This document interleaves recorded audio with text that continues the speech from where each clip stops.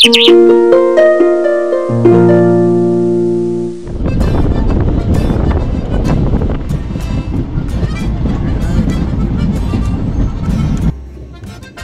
50-এ ঢোকার কথা ছিল, এখন 10টা 35 বাজে।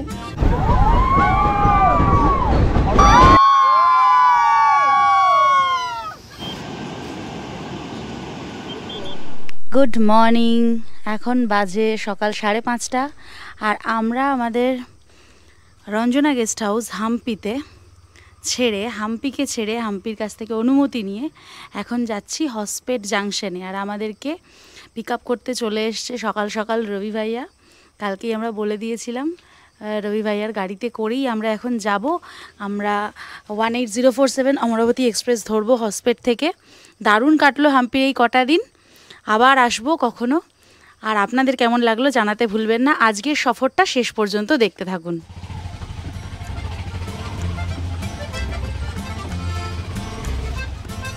হাম্পির দুর্দান্ত অভিজ্ঞতাকে স্মৃতিপটে বন্দি করে এখন আমরা এগিয়ে চলেছি ভারতবর্ষ তথা সমগ্র বিশ্বের আলটিমেট হ্যাপিনেস ডেস্টিনেশন গোয়ার দিকে। তাই আজ আমাদের উৎসাহ কয়েক গুণ বেশি। ঠিক 5:50 মানে 20 মিনিটে আমরা চলে এসেছি হসপিট জাংশনে। দারুণ সুন্দরভাবে আমাদেরকে নিয়ে এসেছেন শিবা ভাইয়া। গতকাল এবং আজ মিলিয়ে দাদার সাথে এত ভালো অভিজ্ঞতা হয়েছে। আমার সাজেশন থাকবে আপনারা যদি কেউ হাম্পি আসেন তাহলে হাম্পি ভ্রমণের জন্য দাদাকে চোখ বন্ধ করে মানে ঘুরতে পারেন এবং ভরসা করতে পারেন। আমি নাম্বার স্ক্রিনে দিয়ে দিলাম আর ডেসক্রিপশন বক্সেও দেওয়া থাকবে। আর এই যে আজকে এলাম এখান থেকে স্টেশন অবধি আমাদের খরচ পড়লো মোটামুটি 300 টাকা, যেহেতু আমরা ভোরবেলা এসেছি। কিন্তু ডে টাইমে যদি আপনারা আসেন তাহলে 200 থেকে 250-এর মধ্যে খরচ পড়বে। ঠিক আছে, থ্যাংক ইউ।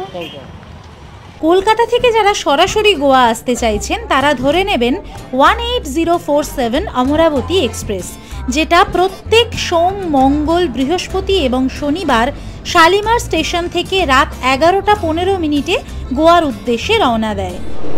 অমরাবতী এক্সপ্রেসের 32তম স্টেশন হসপিট থেকে আমরা উঠে পড়েছি। হসপিটে ট্রেনের আসার কথা ছিল সকাল 6:19-এ। সেই অনুযায়ী আমরা এত ভোরবেলা বেরিয়ে তাড়াতাড়ি করে মানে 5:50 স্টেশনে পৌঁছে গেছিলাম।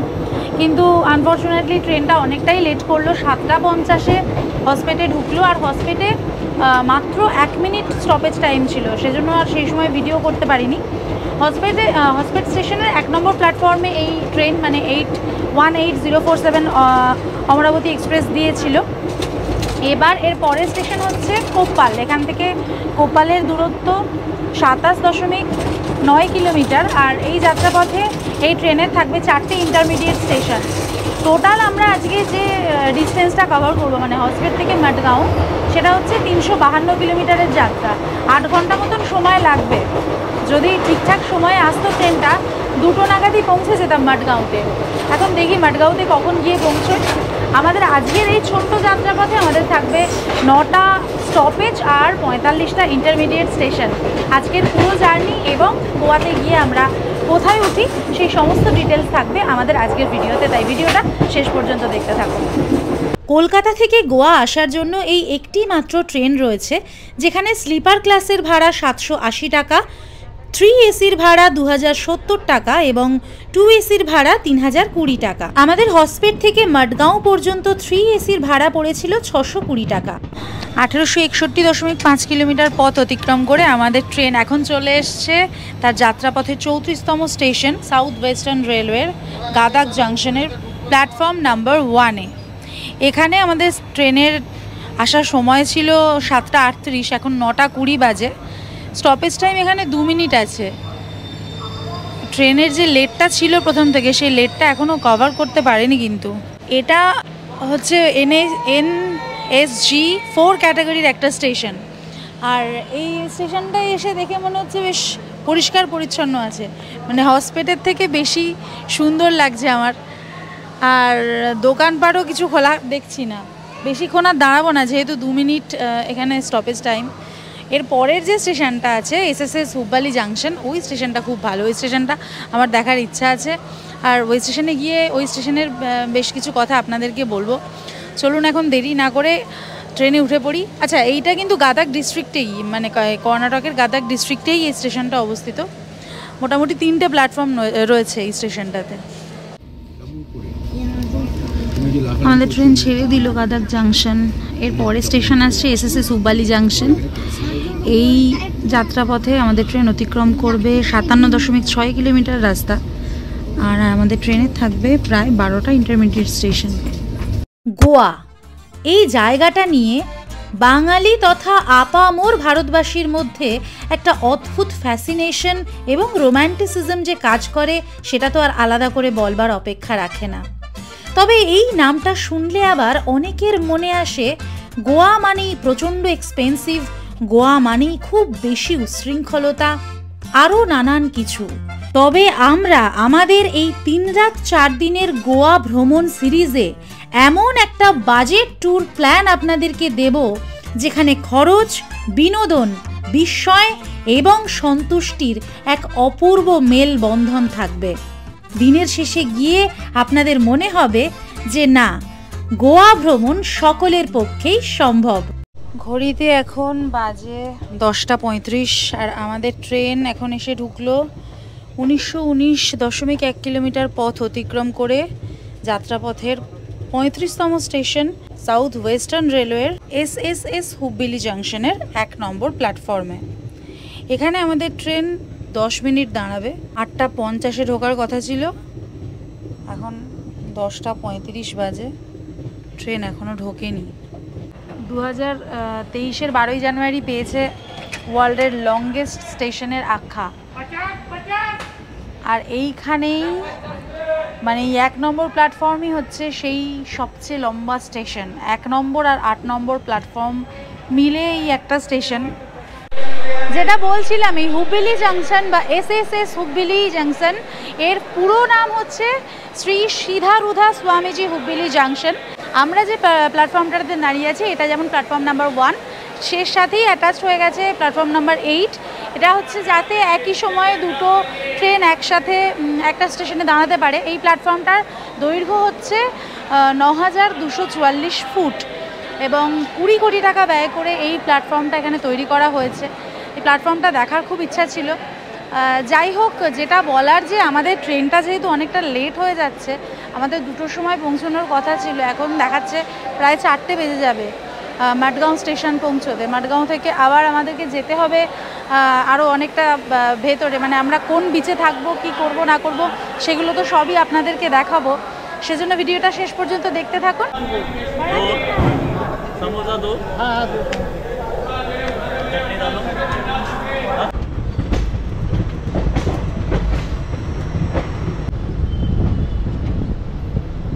আমাদের এর পরের স্টপেজ ধারওয়াড় এবং হুব্বালি থেকে এই ধারওয়াড়ের দূরত্ব মাত্র 20 কিলোমিটার।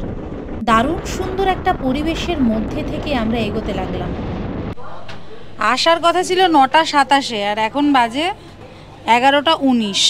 আমাদের ট্রেন এলো তার 36 নম্বর প্ল্যাটফর্ম দাহাড স্টেশনে। এখানে এই প্ল্যাটফর্মে হল্ট মাত্র 1 মিনিট। আমি আর নামবো না ট্রেন থেকে। প্ল্যাটফর্মটা একদম আন্ডার কনস্ট্রাকশন, নতুন হচ্ছে দেখতে পাচ্ছি। এমন উদ্ভটভাবে ট্রেনটা ঢুকছে আর দাঁড়াচ্ছে না, নামা খুব চাপ হয়ে যাচ্ছে। আর আমার সবচেয়ে চাপ লাগছে, আজকে ভেবেছিলাম যে মাডগাঁও পৌঁছে একটুখানি বিচের কাছে গিয়ে সানসেটটা অন্তত দেখতে পাবো, কারণ দুটোই যদি পৌঁছে যাই তাড়াতাড়ি পৌঁছেই যেতে পারতাম। কিন্তু ট্রেন যা শুরু করেছে এখন দেখাচ্ছে মাডগাঁও নামাবে 4:15-এ। জানি না কখন গিয়ে পৌঁছাবো আর কখন কি হবে। আচ্ছা, আমাদের বাল্লারি আসার যে এপিসোডটা সেটা যারা দেখেছেন তারা তো জানেন, তাও বলে দিই যে এই ট্রেনে 3টে ক্যাটাগরি রয়েছে, স্লিপার ক্লাস, 2AC আর 3AC। তো আমাদের এই হসপেট থেকে মাডগাঁও পর্যন্ত স্লিপার ক্লাসে আপনাদের ভাড়া পড়বে 230 টাকা। 3AC মানে যেটাতে আমরা যাচ্ছি এটাতে ভাড়া পড়বে 620 টাকা, আর 2ACতে 880 টাকা। আমাদের ট্রেন ছেড়ে দিল দাহাড স্টেশন। এর পরের স্টেশন আমাদের লন্ডা জাংশন। এই দুটো স্টেশনের মধ্যে দূরত্ব হচ্ছে 70.4 কিলোমিটার, আর এই স্টেশনের মধ্যে আমাদের ট্রেনের থাকবে 4খানা ইন্টারমিডিয়েট স্টেশন।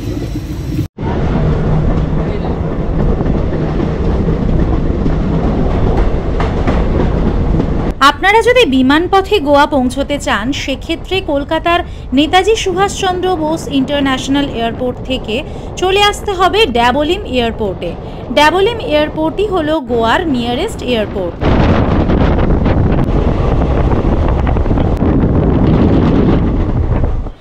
2009.9 কিলোমিটার পথ অতিক্রম করে আমাদের ট্রেন এখন চলে এসেছে তার যাত্রাপথের 37তম স্টেশন, সাউথ ওয়েস্টার্ন রেলওয়ে জোনের লন্ডা জাংশন স্টেশনে। এখন মুশকিলটা হচ্ছে সেই 2 ঘন্টা লেট, সেটা তো আর কিছুতে মিলছে না। আর এখানে মাত্র 2 মিনিট দাঁড়াবে, ট্রেন ছেড়ে দেবে, আগে ট্রেনে উঠে পড়ি। লন্ডা জাংশন ছেড়ে দিল, এর পরে আসছে ক্যাসেল রক। আর ক্যাসেল রক আর লন্ডা জাংশনের মধ্যে দূরত্ব থাকবে হচ্ছে 24.5 কিলোমিটার। আর এর মধ্যে আমাদের একটাই মাত্র ইন্টারমিডিয়েট স্টেশন পড়বে।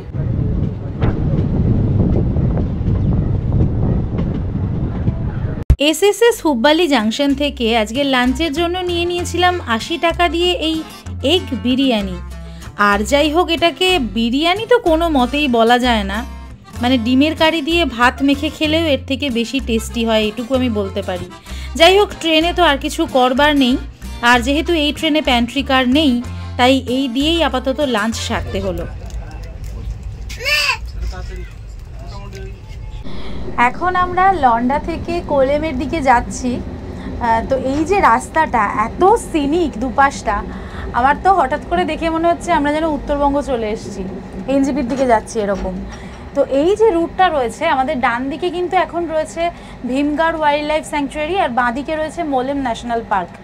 খানিকক্ষণ বাদে দুধসাগর ফলস আসবে। সবাই দুধসাগর ফলস নিয়ে প্রচণ্ড পরিমাণে এক্সাইটেড, সেটাই স্বাভাবিক, আমরাও খুব এক্সাইটেড।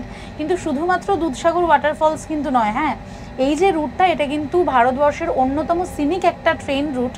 এই রুটটায় মানে যখন আপনারা আসবেন একদম নিজেদের চোখ কান খোলা রাখবেন।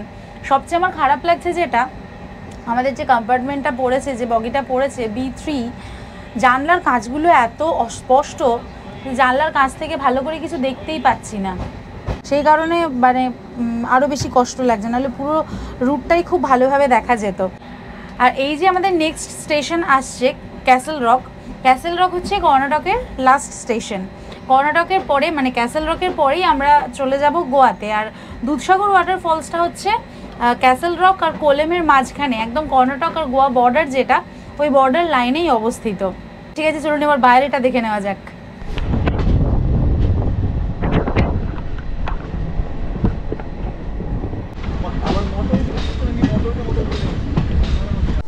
2034 কিলোমিটার পথ অতিক্রম করে আমরা চলে এসেছি এখন আমাদের ট্রেনের 38তম স্টেশন ক্যাসেল রকে। এটা হলো কর্ণাটকের লাস্ট স্টেশন, যেটা বলছিলাম।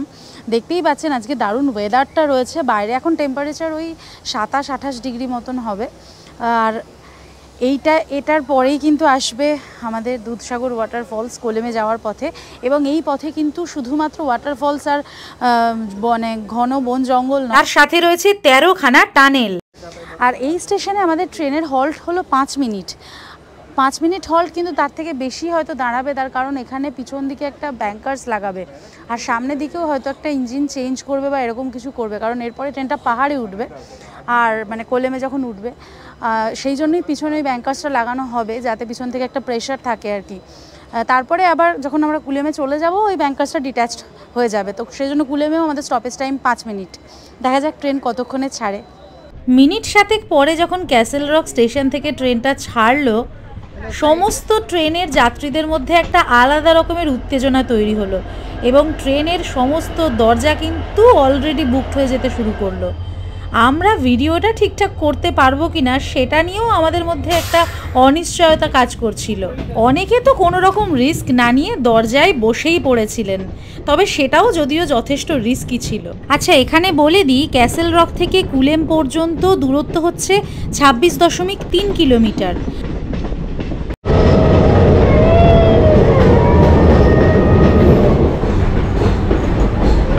আমাদের ট্রেন একের পর এক টানেল অতিক্রম করে দুর্দান্ত সুন্দর প্রাকৃতিক সৌন্দর্যের মাঝখান থেকে এগিয়ে চলেছিল। তবে একটা জিনিস কিছুতেই বুঝতে পারছিলাম না, টানেলে ঢুকলে কিছু যাত্রী এরকম অদ্ভুত চিৎকার কেন করছিলেন।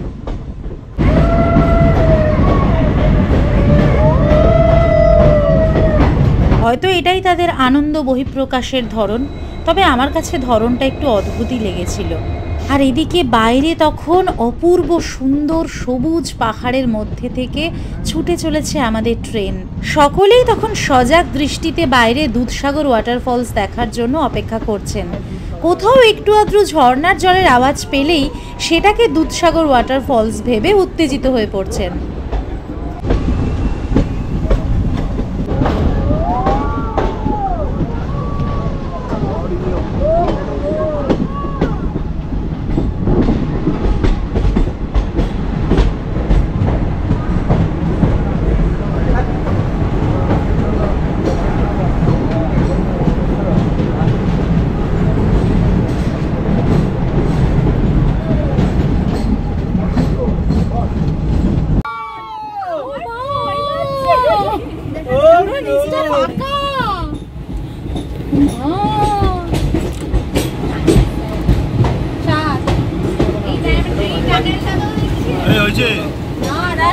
কি করছে বসে বসে ফটো তোলে না কিছু বলে না, এইটা ফটোটা তোল ধর, কিছুই করে না, কি করতে বলা রয়েছে কে। বুঝতেই পারছেন আমাদের সমস্ত সহযাত্রীদের মধ্যে কতটা উত্তেজনা এবং অস্থিরতা কাজ করছে দুধসাগর ওয়াটারফলস দেখবার জন্য। এবং সত্যি কথা বলতে এই অভিজ্ঞতাটা প্রত্যক্ষ না করলে বলে বোঝানো সম্ভব নয়। তবে আপাতত আমাদের ভিডিওর মাধ্যমে ভার্চুয়ালি না হয় এই অভিজ্ঞতাটা করলেন, পরে যখন আপনারা প্রত্যক্ষ অভিজ্ঞতা করবেন তখন নিশ্চয়ই আমাকে কমেন্ট বক্সে জানাবেন যে সত্যি আপনাদের কেমন লাগলো।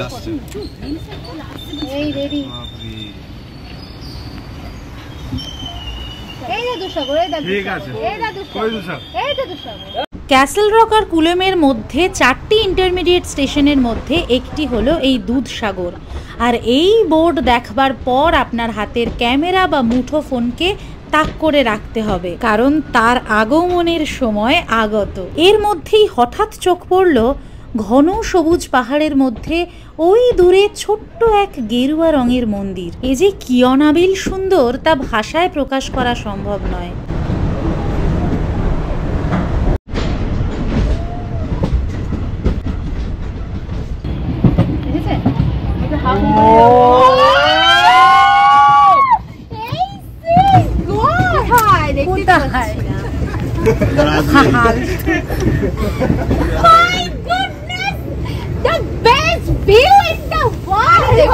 কোথায় ভাই?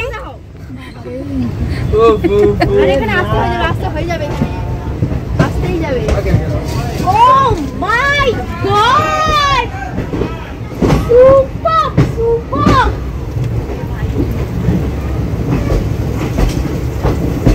এটা হলো ট্রেন থেকে দুধসাগর ওয়াটারফলসের ডান দিকের ভিউ। মানে কলকাতা থেকে যখন আপনি গোয়া যাচ্ছেন তখন ডান দিকে এই ভিউটা পাবেন। আর এবার আমি আপনাদেরকে দেখাবো বাঁ দিকের ভিউ।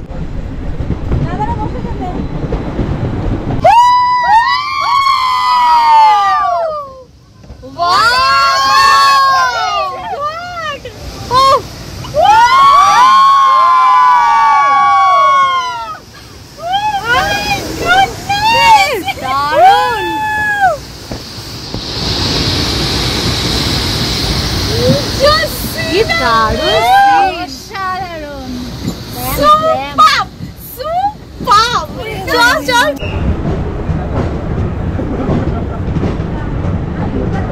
1050 ফুট দীর্ঘ এবং 100 ফুট প্রশস্ত এই 5 ধারার 4খানি ধাপের দুধসাগর ওয়াটারফলস ভারতবর্ষের 5ম দীর্ঘতম ওয়াটারফলস। সাউথ গোয়ায় অবস্থিত এবং মান্ডবী নদীর জলে পুষ্ট এই অসম্ভব সুন্দর দুধসাগর ওয়াটারফলস একদিকে যেমন গোয়ায় আগত সমস্ত পর্যটকদের অন্যতম আকর্ষণীয় একটি পর্যটন স্থল, আবার অন্যদিকে অ্যাডভেঞ্চার প্রেমীদের কাছে এই দুধসাগর ওয়াটারফলস ট্রেকিংও সাংঘাতিক জনপ্রিয়। এই দুধসাগর জলপ্রপাতটি পশ্চিমঘাট পর্বতের মধ্যে ভগবান মহাবীর অভয়ারণ্য এবং মোলেম জাতীয় উদ্যানে অবস্থিত। দুধসাগর ওয়াটারফলস দেখার সেরা সময় হলো অক্টোবর থেকে মে মাস পর্যন্ত। এর আগের বারে মানে আমাদের চ্যানেলের একেবারে শুরুর দিকে যখন আমরা গোয়াতে এসেছিলাম সেই সময় দুধসাগর ওয়াটারফলস নিয়ে সম্পূর্ণ পৃথক একটি ভিডিও বানিয়েছিলাম। চাইলে আপনারা সেই ভিডিওটি দেখে নিতে পারেন, আমি আই বাটনে এবং ডেসক্রিপশন বক্সে তার লিংক দিয়ে দিলাম।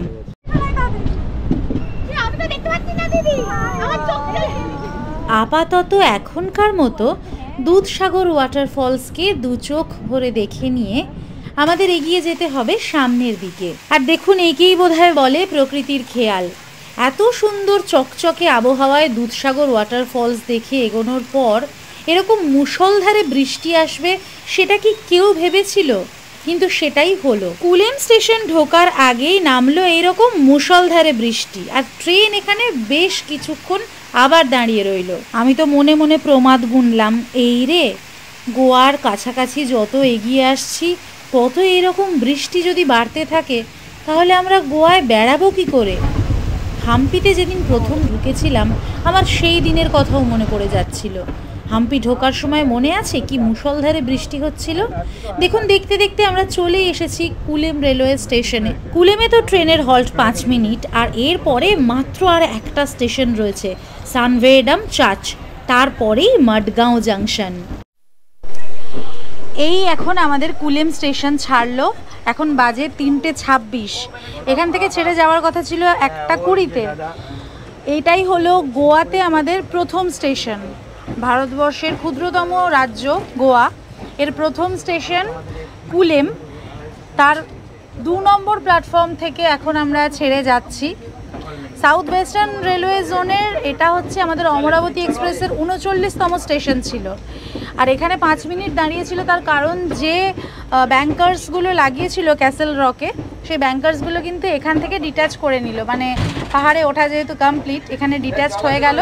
এরপরে আমাদের আর একটি স্টেশন আছে মাডগাঁওয়ের আগে, সেটা হচ্ছে সানভরডেম। সানভরডেমে আসতে আমাদের মোটামুটি আরও বেশ কিছুটা সময় লাগবে। এখান থেকে সানভরডেমের দূরত্ব হচ্ছে 18.4 কিলোমিটার। মাঝখানে থাকবে একটা ইন্টারমিডিয়েট স্টেশন, আর এই যাত্রাপথে আমাদের ট্রেনের গতিবেগ থাকবে 26 কিলোমিটার পার আওয়ার। হাম্পিতে আমরা যেরকম ঢুকেছিলাম বৃষ্টি নিয়ে, একেবারে মুষলধারে বৃষ্টি মাথায় করে, গোয়া ঢোকার আগেও আমাদের সেম এক্সপিরিয়েন্স। আবার এক্ষুনি আবার জোরে বৃষ্টি নামলো, বৃষ্টি নিয়েই আমরা গোয়া ঢুকছি। তবে আশা করছি যে বৃষ্টিকে নিয়ে যেমন যাচ্ছি, আমরা যাওয়ার সাথে সাথে হাম্পির মতো গোয়াতেও পরিষ্কার হয়ে যাবে।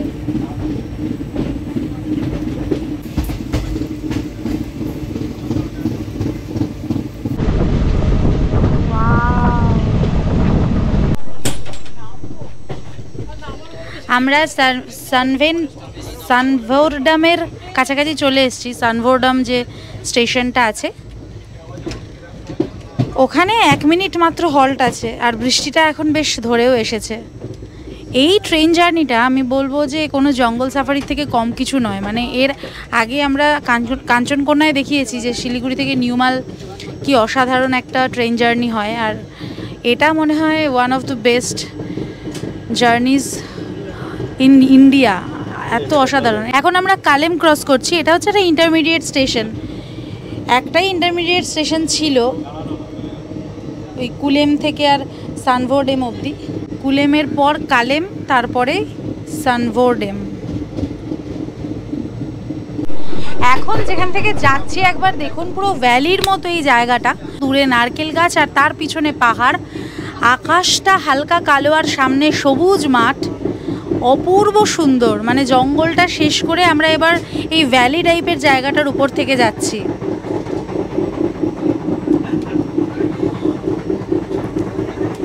এই গোয়াতে আসার মানে বেস্ট টাইম মনে করা হয় অক্টোবর থেকে ফেব্রুয়ারি পর্যন্ত।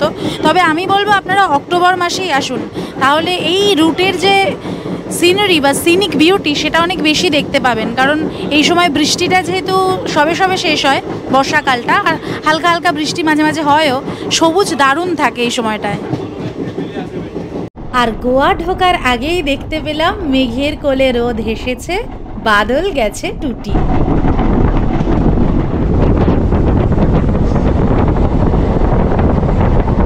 আচ্ছা, এটাই কি সেই মন্দিরটা যেটা আমরা দূর থেকে দেখেছিলাম? কারোর জানা থাকলে কমেন্ট করে জানাবেন প্লিজ।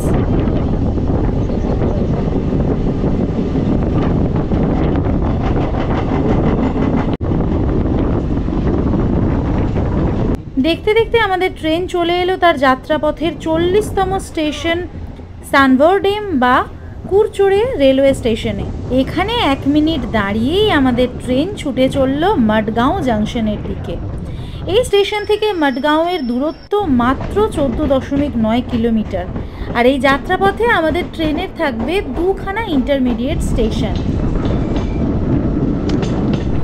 4:15 সময়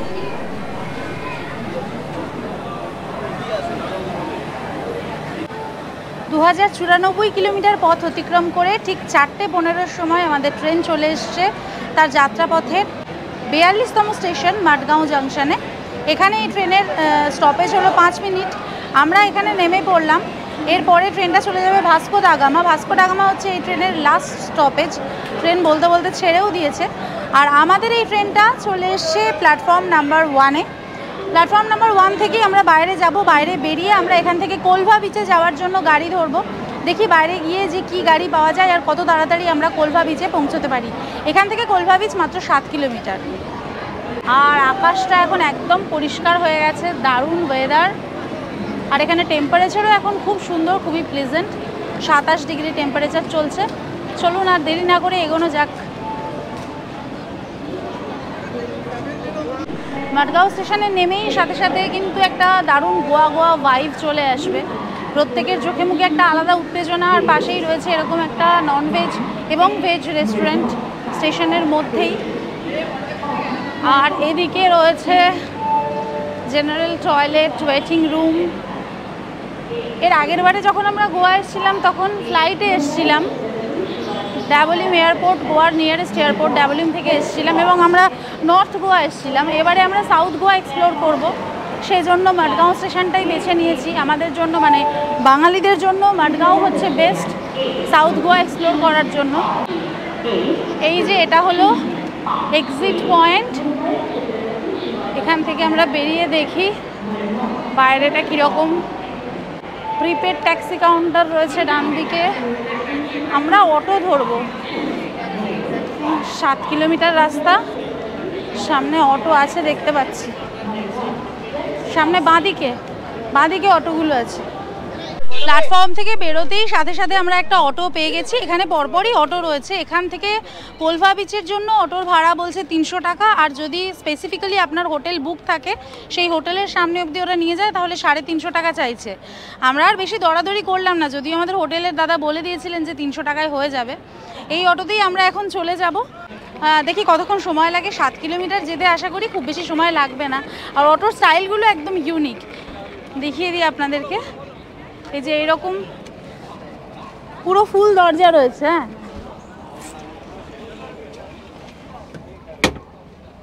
4 হুইলারের মতো। এখানে শাটারও দিয়ে দেওয়া যায়, এটাকে বন্ধ করে দেওয়া যাবে। এই যে খুব সেফ অটোগুলো।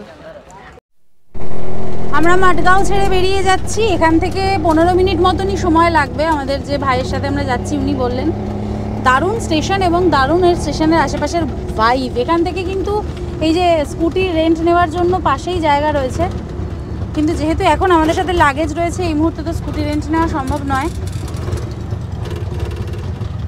স্টেশন থেকে বেরিয়ে ডান দিকে বাঁক নিলাম আমরা। এখান থেকে কোলভা 7 কিলোমিটার, ক্যানাকোনা 36 কিলোমিটার।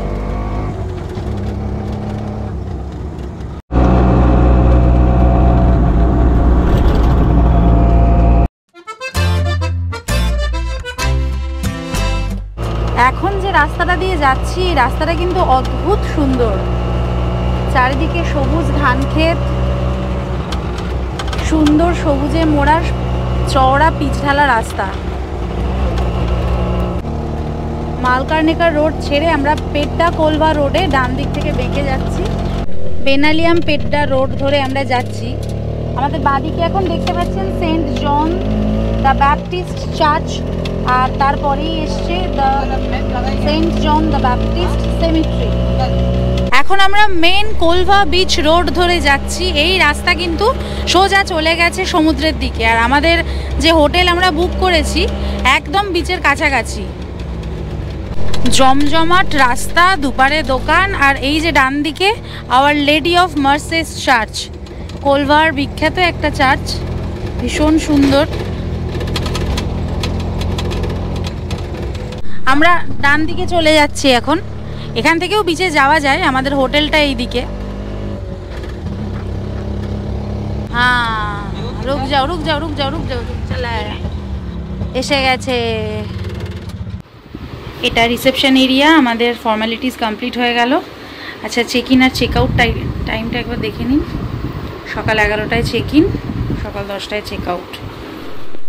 আমরা চলে এসেছি আমাদের আজকের ফাইনাল ডেস্টিনেশন শালিমার হোটেলে। এই শালিমার হোটেল আমরা অনলাইনে বুক করেছিলাম। এনাদের মূলত দুটো কমপ্লেক্স আছে, একটা রাস্তার এই দিকে, একটা রাস্তার এই দিকে, আস্তান অজয় বলে। তো আমরা এই কমপ্লেক্সটাতে থাকবো।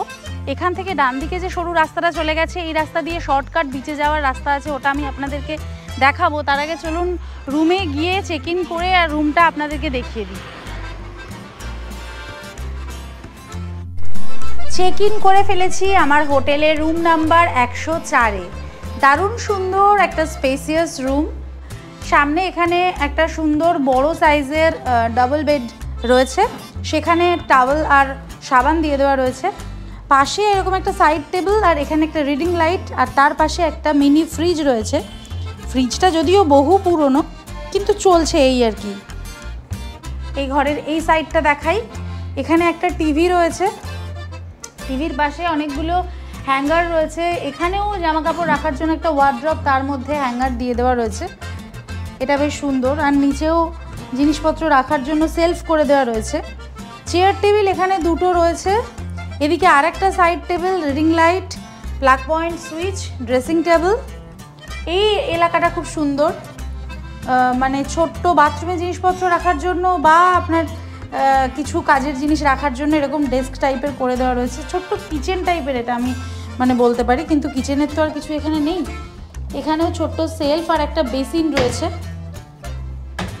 আর বাথরুমটা দেখে নিন, দেখুন বাথরুমটা হচ্ছে বেশ বড়, মানে এই রকম।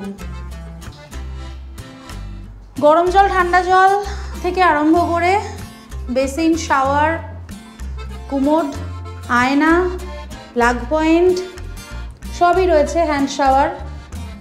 বেশ ভালোই লাগছে, বড় সড়ই আছে বাথরুমটা।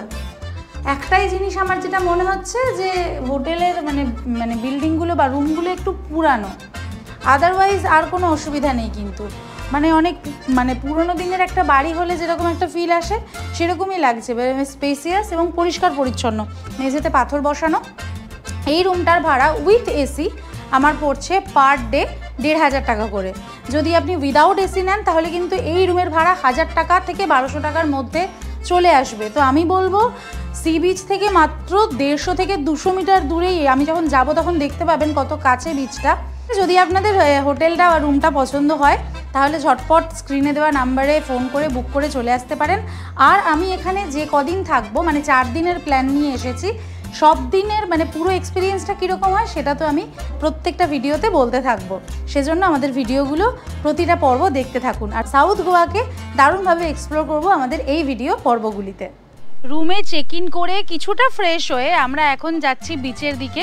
এখন বাজে 6:45, তবে সানলাইট বেশ ভালোই রয়েছে। আশা করছি যে আমরা বিচে গিয়ে আজকের সানসেটটা দেখতে পাবো। আর যে শর্টকাট রুটটা বলছিলাম ওই রাস্তাটা ধরেই কিন্তু এখন আমরা যাচ্ছি বিচের দিকে, মানে কোলভা বিচের দিকে। আমাদের হোটেল থেকে মাত্র 2 মিনিট পায়ে হেঁটে, মানে 100 মিটারও প্রায় নয়, আপনি আসলে এখান থেকে দেখতে পাবেন এই যে বুমেরাং বলে একটা হোটেল রয়েছে, এই রাস্তাটা দিয়ে চলে যাবেন। আর এখান থেকেই কিন্তু সমুদ্র দর্শন, প্রথম সমুদ্র দর্শন। দুর্দান্ত একটা সানলাইট আসছে। চলে এসেছি এখন আমরা একদম কোলভা বিচে।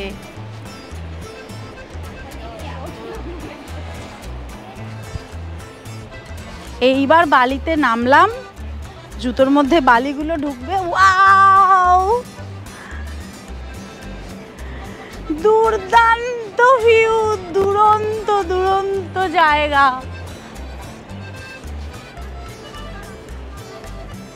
জাস্ট ভাবুন, আমি তো চিন্তাই করতে পারছি না যে গোয়াতে চলে এসেছি।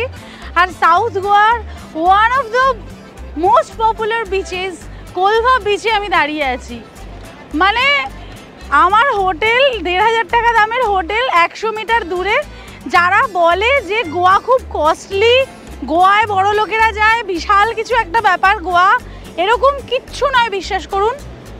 মন্দারমণির থেকে কম রেটের হোটেল এখানে পাওয়া যায় এবং আরও দারুণভাবে আপনি সব কিছুর মজা নিতে পারবেন, ওয়াটার স্পোর্টস থেকে, ওয়াটার অ্যাক্টিভিটি থেকে, বিচ লাইন থেকে। এবং দক্ষিণ গোয়ার সবচেয়ে লম্বা বিচ লাইন, মানে এশিয়ার সবচেয়ে লম্বা বিচ লাইন হচ্ছে এই কোলভা বিচ।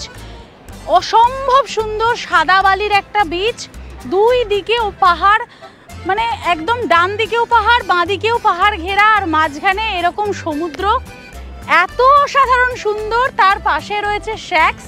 মেইন যে বিচের একদম জমজমাট ভাইবটা সেটা একটু ওই দিকে ২০০ মিটার দূরে আছে, ওখানে তো যাব, সব দেখাবই। কিন্তু যেখান থেকে আমরা আসলাম এখানেও কিন্তু বুমেরাং এই শ্যাক্সটা রয়েছে, এটাও খুব জনপ্রিয় একটা শ্যাক্স। এখানেও আপনারা বসে আপনাদের সময় কাটাতে পারেন, দারুণভাবে চিল আউট করতে পারেন। দারুণ দারুণ দারুণ একটা সানসেট আমরা আজকে এনজয় করতে চলেছি, তাই আমাদের সাথে থাকুন।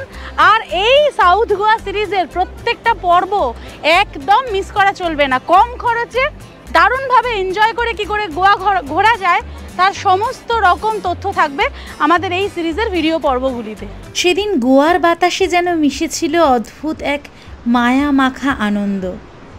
আসলে গোয়া সব কিছুকে খুব সহজে গ্রহণ করতে পারে, কোনো বিচার বিবেচনা না করেই আপন করে নিতে পারে খুব সহজে।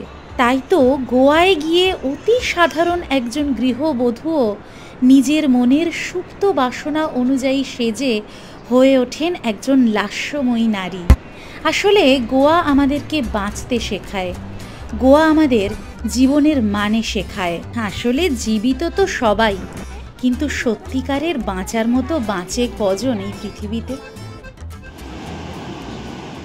আর ঠিক যেমনটা ভেবেছিলাম, এক অনন্য সাধারণ সূর্যাস্তের সাক্ষী রইলাম কোলভা বিচ থেকে। স্মৃতির মণিকোঠায় এই রেশ থেকে যাবে চিরকাল। বিচে ঘোরাঘুরি সেরে আমরা একদম কোলভা বিচের পাশেই এইরকম একটি চিকেন শোয়ারমার দোকান থেকে 40 টাকা দিয়ে চিকেন শোয়ারমা খেয়েই আমাদের ডিনার কমপ্লিট করে ফেললাম। তারা যেন বলে গোয়ায় সব খাবার খুব দামি, একদম বাজে কথা। স্কুটি বাইক রেন্ট নেওয়ার জন্য আমি এখানে একটি দোকানের নাম্বার দিলাম বটে, তবে এখানে এরকম দোকান প্রচুর আছে। আর যারা স্কুটি বাইক চালাতে জানেন না তারা কি কম খরচে ঘুরবেন না?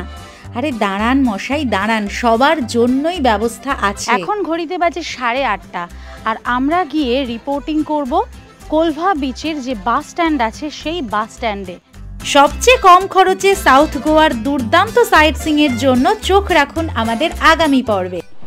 আমাদের আজকের ভিডিওটা যদি ভালো লেগে থাকে তাহলে অবশ্যই ভিডিওটাতে একটা লাইক করে দেবেন, কমেন্টের মাধ্যমে আপনাদের মূল্যবান মতামত আমাদেরকে জানাবেন, শেয়ার করে নেবেন সকলের সাথে, আর অবশ্যই অবশ্যই অবশ্যই সাবস্ক্রাইব করতে ভুলবেন না সম্পিতানু ব্লগস অন ইউটিউব।